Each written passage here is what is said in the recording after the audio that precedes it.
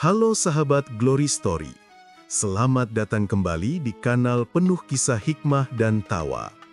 Hari ini kita akan mendengar cerita yang luar biasa dari sang legenda kebijaksanaan Abu Nawas. Tapi hati-hati, karena kisah kali ini bukan sekedar lucu, melainkan bisa membuatmu berpikir panjang tentang arti masuk surga yang sebenarnya. Pagi itu, Baghdad masih diselimuti embun ketika Khalifah Harun al-Rashid duduk di singgasana dengan wajah penuh tanda tanya. Ia baru saja mendengar perdebatan sengit antara dua ulama di masjid besar. Orang yang paling banyak sholat pasti masuk surga, kata yang satu. Tidak, orang yang paling jujur dan tuluslah yang masuk surga, bantah yang lain. Khalifah merasa bingung. Lalu ia berkata pelan, "Siapa yang bisa menjawab dengan bijak pertanyaan ini? Apa sebenarnya ciri-ciri orang yang akan masuk surga?" Para penasihat istana saling pandang. Tak ada yang berani menjawab. Hingga akhirnya seorang menteri tua berkata, "Baginda, mungkin hanya satu orang di Baghdad yang cukup nekat. Maksud saya cukup bijak untuk menjawab itu." Khalifah mengangkat alisnya. "Siapa?" "Abu Nawas, Baginda."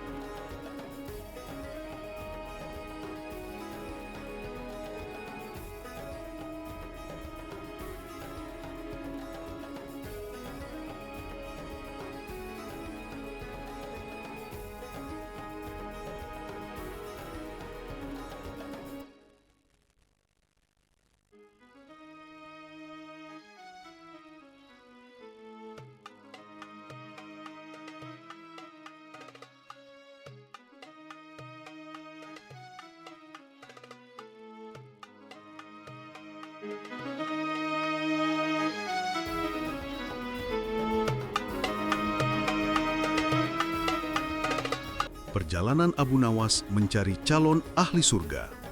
Keesokan harinya, setelah mendapat izin dari Khalifah, Abu Nawas berangkat dari istana dengan langkah ringan. Ia hanya membawa selembar kain, sebuah kantong kecil berisi roti, dan satu tujuan besar, menemukan orang-orang yang pantas masuk surga. Pagi di Baghdad begitu ramai. Pedagang berseru, anak-anak berlari, dan para ulama sibuk berdiskusi di depan masjid. Abu Nawas berjalan sambil tersenyum, sesekali menatap langit biru yang cerah. "Ya Allah," katanya pelan, "mudahkan langkahku, walau aku sendiri belum tentu termasuk dalam daftar itu." Langkah pertama membawanya ke pasar besar Baghdad. Di sana, ia melihat seorang pedagang kurma yang tersenyum pada setiap pembeli, bahkan ketika ada yang menawar terlalu murah. Abu Nawas menghampirinya. "Wahai pedagang, mengapa engkau begitu sabar? Bukankah engkau rugi kalau semua orang menawar seenaknya?" Pedagang itu tertawa. "Rugi sedikit di dunia, tak apa. Semoga untung besar di akhirat." Abu Nawas mengangguk pelan. Mungkin satu ciri orang masuk surga adalah yang tidak menghitung untungnya di dunia. Ia menulis sesuatu kecil di kertas lusuhnya dan melanjutkan perjalanan. Di ujung pasar, Abu Nawas melihat seorang perempuan tua menimba air untuk seekor keledai yang bukan miliknya. Ia bertanya heran, "Wahai ibu, itu bukan hewanmu. Mengapa engkau repot-repot menolongnya?" Perempuan itu menjawab lembut, "Karena kasih sayang tidak perlu kepemilikan, nak." Abu Nawas tertegun. Ia menatap perempuan itu lama, lalu menunduk hormat. "Kalau begitu, satu lagi ciri orang masuk surga," gumamnya. "Mereka yang memberi tanpa merasa kehilangan." Hari itu, Abu Nawas terus berjalan. Ia menemui banyak orang, seorang pengemis yang mendoakan pemberinya, seorang anak kecil yang membagi rotinya dengan anjing lapar, seorang pemuda yang diam-diam membayar utang orang lain tanpa diketahui siapapun. Namun malamnya, Saat ia duduk di tepi sungai Tigris, wajahnya muram. Ia bergumam, "Aku sudah bertemu banyak orang baik, tapi belum ada yang berani berkata, 'Aku yakin aku akan masuk surga.'" Ia menatap air yang memantulkan bintang-bintang, lalu berkata pelan, "Apakah mereka semua terlalu rendah hati atau justru terlalu takut?" Keesokan paginya, Abu Nawas melanjutkan perjalanan ke desa di pinggir kota. Di sana, ia bertemu seorang lelaki yang tampak jujur dan tenang. Lelaki itu dikenal sebagai orang paling taat di kampungnya. Abu Nawas menghampirinya dan berkata, "Wahai saudaraku, apakah engkau yakin engkau akan masuk surga?" Lelaki itu terkejut. "Astaghfirullah, mana mungkin aku tahu? Aku ini hamba penuh dosa." Abu Nawas mengurutkan kening. "Tapi engkau taat, engkau beribadah setiap hari." Lelaki itu menggeleng. "Aku takut, Abu Nawas. Aku takut ibadahku hanya karena ingin dipuji." Kata-kata itu menusuk hati Abu Nawas. Ia merenung lama. Ternyata orang yang paling takutlah yang paling dekat dengan surga. Sore itu, Abu Nawas kembali ke Baghdad dengan langkah lelah tapi hati yang penuh catatan. Ia sadar, mencari ciri-ciri orang masuk surga bukan seperti mencari mutiara di dasar laut. Mereka tidak menonjol, tidak bersinar terang, tapi justru tersembunyi di balik kesederhanaan, keikhlasan, dan ketulusan. Saat matahari terbenam, Abu Nawas duduk di pinggir jalan, memandangi orang-orang yang pulang dari pasar. Ia berkata pelan sambil tersenyum, "Ciri-ciri orang masuk surga ternyata bukan pada jubahnya, bukan pada kata-katanya, tapi pada hatinya." Namun, tiba-tiba suara keras memecah keheningan. "Abu Nawas, kau di sini rupanya." Ia menoleh. Seorang prajurit istana datang tergesa. "Khalifah memanggilmu. Katanya jawabanmu harus disampaikan malam ini juga." Abu Nawas terperanjat. "Malam ini? Tapi aku belum siap." Prajurit itu hanya menjawab tegas, "Perintah Khalifah, tidak ada penundaan." Abu Nawas menarik nafas panjang, lalu berdiri.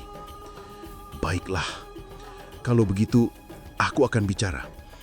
Tapi semoga Baginda siap mendengar kebenaran yang mungkin membuatnya tidak nyaman." Malam itu, Abu Nawas kembali ke istana dengan langkah berat. Dan di sanalah, di hadapan Khalifah Harun al-Rashid, akan terungkap rahasia besar tentang ciri-ciri orang masuk surga yang selama ini tidak pernah terpikir oleh siapapun.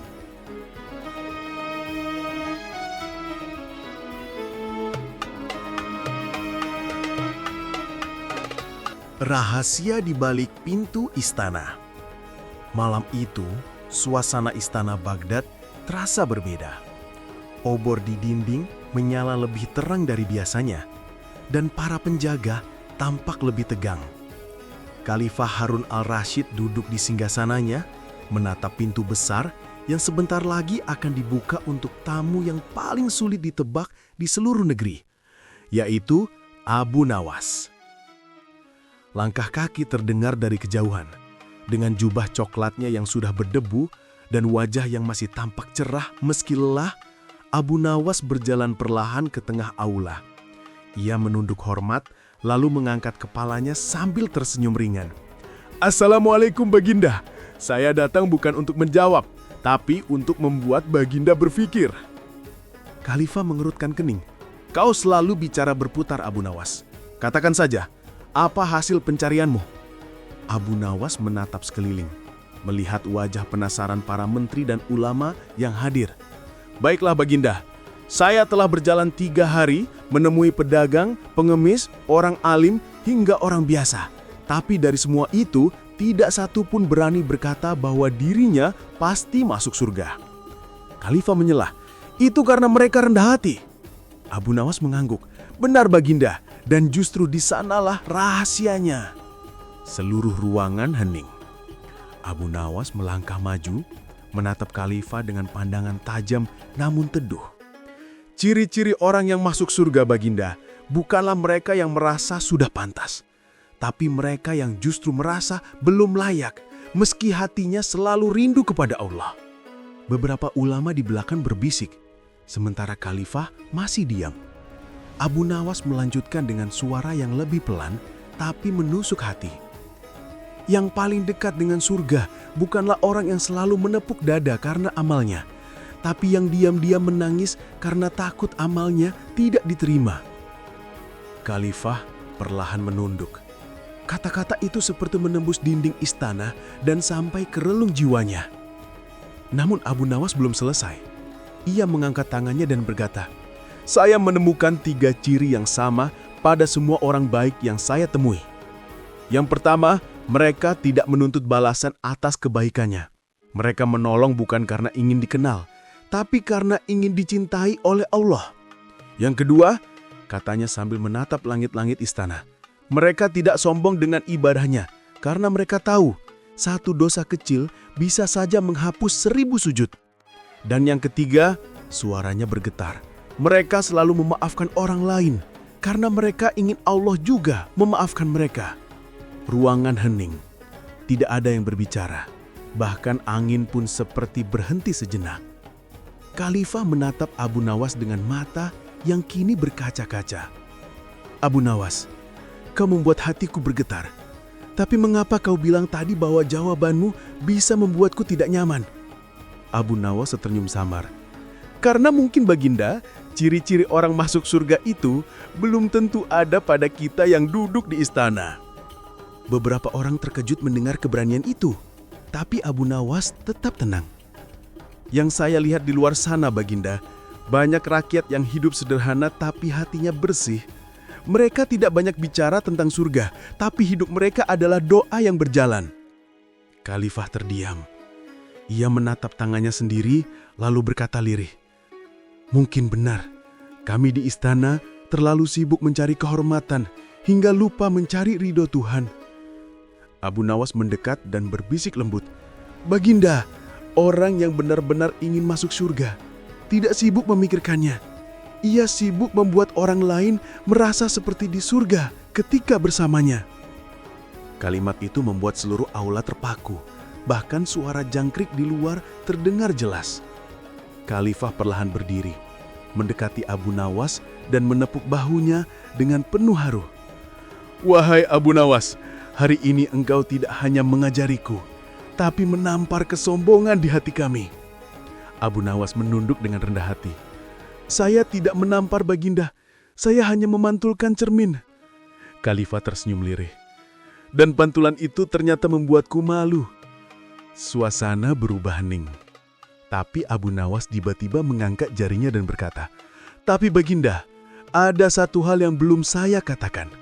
Ada satu orang yang saya temui yang mungkin benar-benar calon penghuni surga sejati." Seluruh mata tertuju padanya. Khalifah penasaran, "Siapa orang itu, Abu Nawas?" Abu Nawas menunduk, "Baik Baginda, tapi siapkah Baginda melihat seperti apa sebenarnya wajah surga di dunia?" Dan malam itu, seluruh istana tidak bisa tidur. Karena esok, Abu Nawas akan membawa Khalifah melihat orang yang diyakininya memiliki ciri-ciri penghuni surga sejati.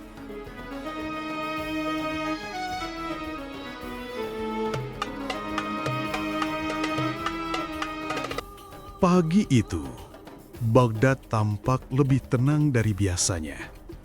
Langit biru muda, burung-burung beterbangan di atas kubah masjid, dan angin lembut mengusap dinding istana. Namun di dalamnya, suasana justru tegang. Khalifah Harun al-Rashid sudah duduk di halaman istana menunggu Abu Nawas yang katanya akan memperlihatkan calon penghuni surga. "Abu Nawas," kata Khalifah dengan nada ingin tahu, "katamu kemarin kau telah menemukan seseorang yang mungkin akan masuk surga. Siapa dia?" Abu Nawas yang baru datang membawa tongkat kayu tersenyum santai. Baginda, orang itu tidak ada di istana. Ia bukan ulama besar, bukan pedagang kaya, bukan pula pejabat." "Lalu siapa?" tanya Khalifah.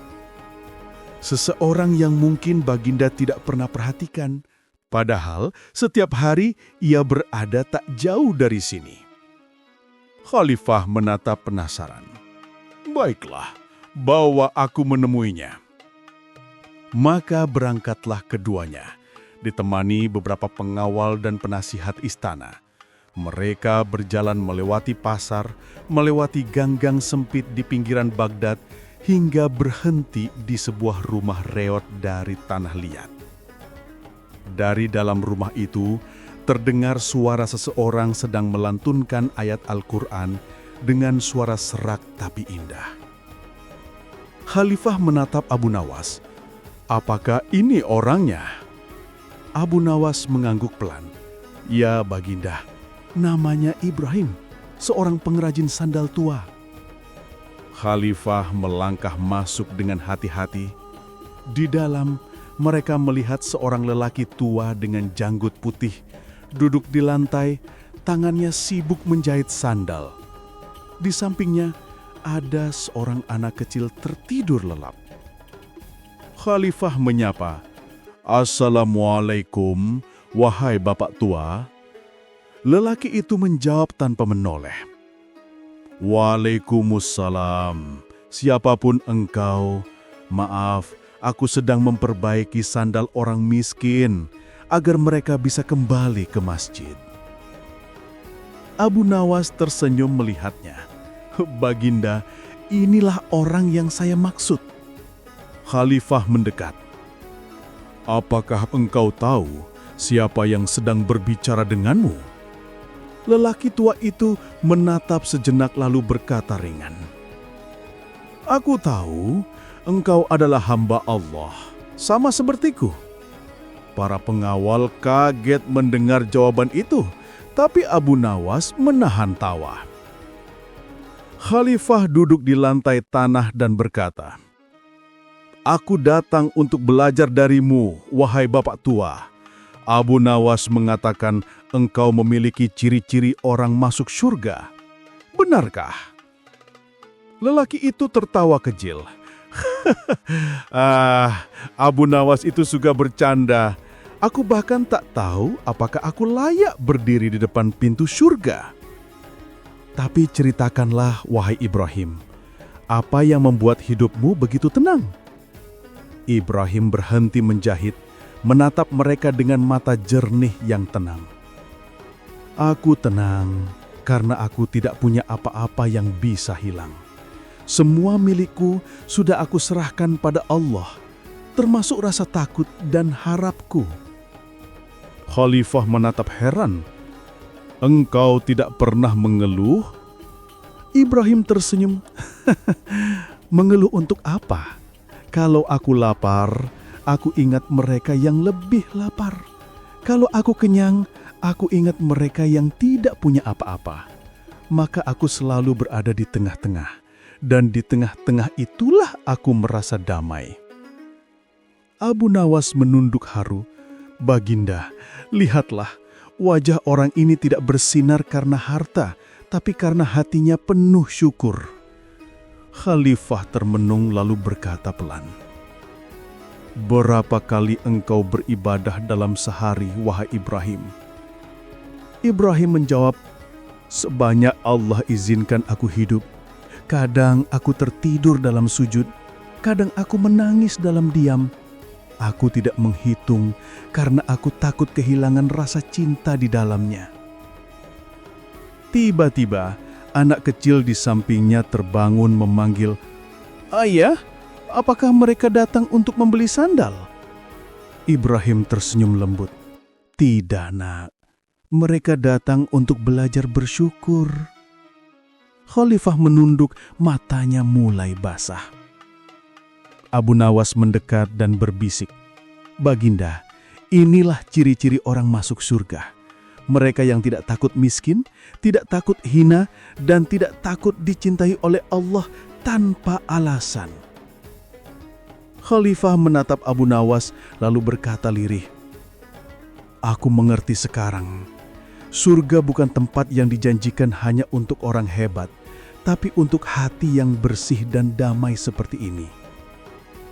Sebelum pergi, Khalifah memberikan sekarung emas kepada Ibrahim. Namun, lelaki tua itu menolak dengan halus. Terima kasih Baginda, tapi aku lebih suka menerima doa daripada emas, karena doa tidak perlu dijaga, sementara emas bisa hilang. Khalifah menatap Abu Nawas dan berkata, "Aku merasa malu. Aku datang membawa harta, tapi dia memberiku pelajaran." Ketika mereka meninggalkan rumah itu, Khalifah berjalan dalam diam. Di antara langkahnya yang berat, ia berkata pelan kepada Abu Nawas, "Sekarang aku tahu mengapa surga tampak jauh bagi sebagian orang. Karena kita terlalu sibuk menghitung amal, tapi lupa menikmati keikhlasan." Abu Nawas tersenyum kecil, dan mungkin Baginda, justru orang-orang seperti Ibrahim inilah yang kelak akan menyambut kita di pintu surga, jika Allah berkenan.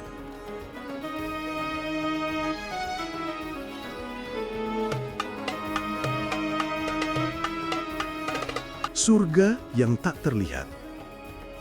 Beberapa hari setelah pertemuannya dengan Ibrahim sang pembuat sandal, Abu Nawas tampak lebih banyak diam.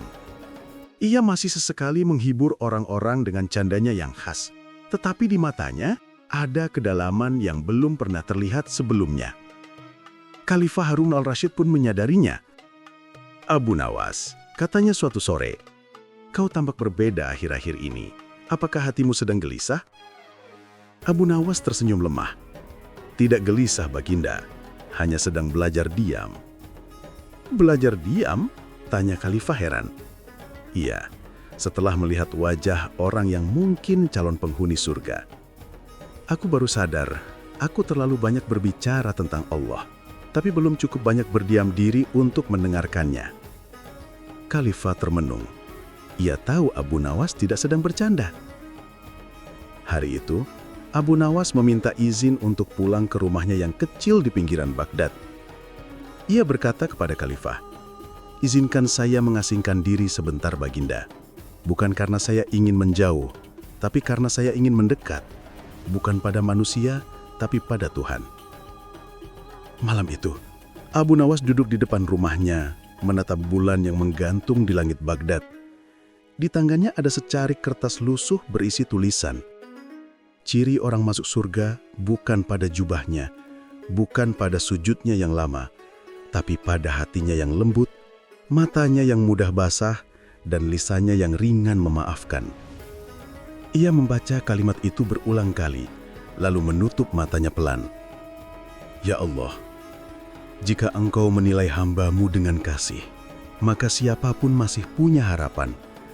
Tapi jika Engkau menilai dengan sempurna, maka tiada seorang pun yang layak." Beberapa hari kemudian, kabar tersebar di Baghdad bahwa Abu Nawas jatuh sakit. Para tetangga datang silih berganti membawa makanan dan doa. Tapi Abu Nawas hanya tersenyum setiap kali mereka menanyakan keadaannya. "Tubuhku mungkin lemah, tapi hatiku sedang berlibur di taman yang penuh cahaya." Malam itu, Khalifah datang menjenguk.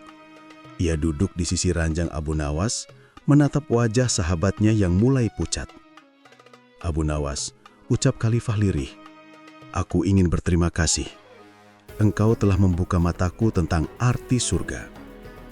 Abu Nawas menatapnya dengan mata redup tapi hangat. "Baginda, jangan berterima kasih padaku. Terima kasihlah pada Allah yang mengizinkan kita belajar lewat kejadian kecil." Khalifah menahan air mata. "Jika engkau pergi, Baghdad akan kehilangan tawa dan kebijaksanaan." Abu Nawas tertawa pelan. "Tawa tidak mati, Baginda.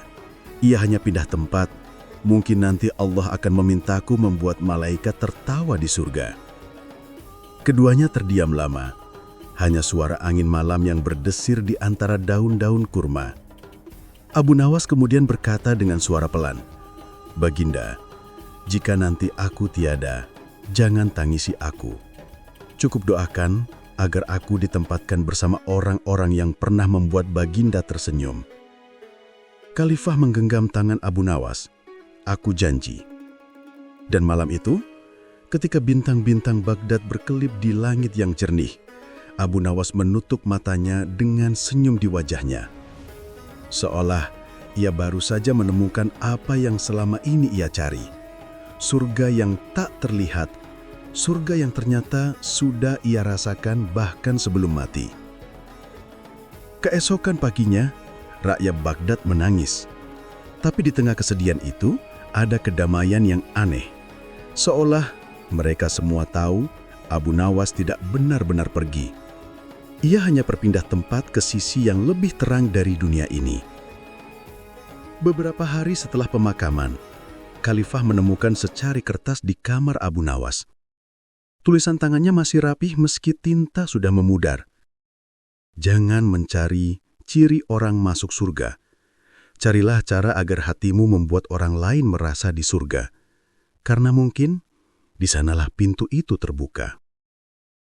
Khalifah menggenggam kertas itu dengan mata basah. Abu Nawas, katanya pelan, engkau benar-benar tahu cara membuat manusia tertawa dan menangis dalam waktu yang sama. Sejak hari itu, setiap kali Khalifah berjalan di pasar, ia berhenti sejenak di depan rumah Ibrahim sang pembuat sandal. Ia melihat anak kecil yang dulu tidur di samping ayahnya, kini meneruskan pekerjaan ayahnya, menjahit sandal sambil tersenyum. Dan Khalifah pun tahu, warisan Abu Nawas tidak berupa harta atau kitab, tapi hati yang terus menebarkan cahaya. Malam itu, Baghdad kembali tenang. Angin membawa aroma bunga dari taman istana. Di antara gemintang yang bersinar lembut, seolah terdengar suara tawa kecil Abu Nawas. Wahai manusia, jangan sibuk menebak siapa yang masuk surga. Sibuklah membuat dirimu layak dicintai oleh langit. Tamat.